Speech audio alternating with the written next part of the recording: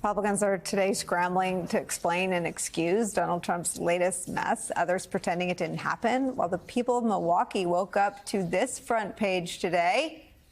How about them apples? Trump, Milwaukee is horrible. The disgraced ex-president, the presumptive Republican nominee who desperately needs to win the state of Wisconsin, calling their city, their greatest city, horrible.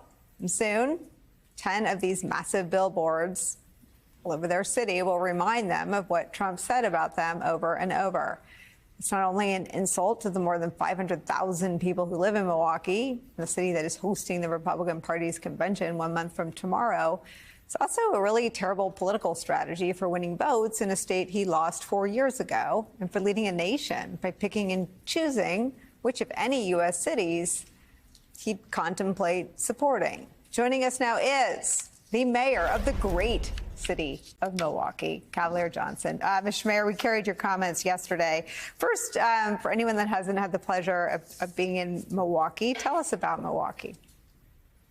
Oh, Milwaukee is a terrific city. It's an outstanding city on the southwestern shore of Lake Michigan. It is a city that is diverse, probably the most diverse place in the entire state of Wisconsin. There's no better place to be, I don't think, in the country than Milwaukee in the summertime. We're the city of festivals, home of Harley Davidson and Northwestern Mutual and Summerfest and Harley Fest and Bastille Days and so many wonderful, wonderful neighborhood activities that go on each and every single weekend in the summer.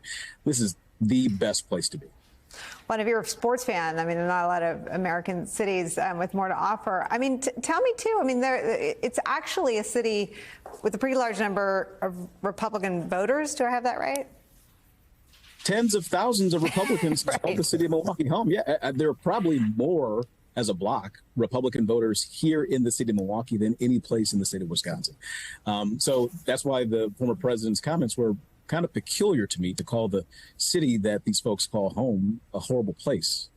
What do you I mean, yeah, I remember when he was president, I was on the air, I think, when news leaked out that he'd called a bunch of countries, he called them shithole nations. I couldn't think of an edit for that to convey what it was. And it was clear that he didn't like countries where the people, I mean, he compared it to Scandinavian countries, which he liked a whole lot. I mean, what do you think his attack on Milwaukee is about?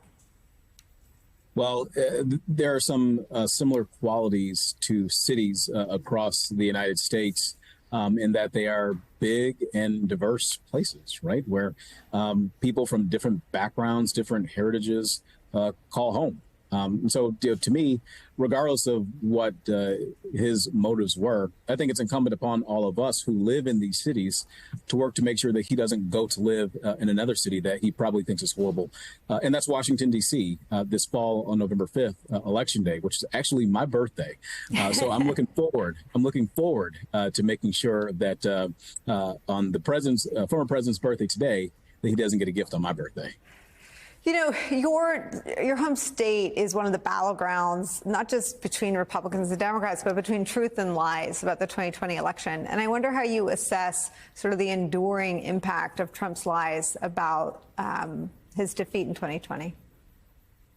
You know, that's the sad thing, is that here in Milwaukee and across the United States, we hold the transfer of power as something that's really, really important to us in this community and in this country. And to have somebody like Donald Trump, who's gone out and told these bold-faced lies about Milwaukee and other communities around the country, saying that there was rampant voter fraud and this and that. Now, these days, he's leading the charge to have Republican voters to do the exact same thing that was happening in 2020, mailing in ballots. The hypocrisy is thick. But here in Milwaukee, again, if there were any instances, we call those out. I would take that very seriously, and we work to make sure we have thorough and transparent elections here in this city, as we always have and will this coming election as well. You know, saying what he said yesterday is part of a pattern on the right. You turn on the news on any day that's a bad news day for Trump, and they're usually running story after story about the crime rates in my hometown, New York City. The FBI released statistics last week that literally every category of crime, including violent crime and murders, theft, robberies, everything is down. They run against the cities as places attracting unwanted immigrants and asylum seekers and migrants. They run against the cities as being dirty and filthy. Trump uses most of those words, as do his allies in the media. What is your thought on this effort to divide not just Republicans and Democrats, but people living in cities from people living in rural communities? Well, the fact of the matter is that there's more that unites us than separates us, right? That's true in cities like Milwaukee, as it is in other communities across the United States. I mean, here in this city, I mean, we're very likely the largest market for the Green Bay Packers in the United States of America. Not even Green Bay, but right here in Milwaukee. So I would rival the numbers that we post up for fans here in the city with any other community across the state. We like beer and cheese and all the things that folks know about Wisconsin just as much as any other community, urban or rural, across this entire state.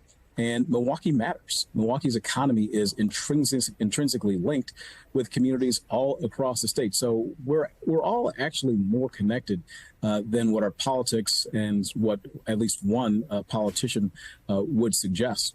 I call on people to work to realize that. The more we come together, the better off we will be as a country, because, you know, there's only one flag in the United States, and all of us pledge an allegiance to it. And I think when we all come back together and understand that we're all stronger together, we'll be better as a city, as a community, as a state, and really as a country. Mr. Mayor, do you think this hurts Trump in the state? Well, look, again, in a place where tens of thousands of Republicans call home to say that, you know, the place where they live is, you know, horrible. I don't think that's a smart political move. And not just that. I mean, the former president is trying to make inroads with the African American community. More Black people live in the city of Milwaukee than any other place in the state of Wisconsin. So this is a very, very diverse city, and elections in this state are decided on a razor's edge. And to say that Milwaukee is a horrible place, again, Milwaukee matters, not just in terms of our diversity, but our economy and in elections statewide, too. So I absolutely think that this will play out in November in the presidential race, and President Joe Biden will be reelected.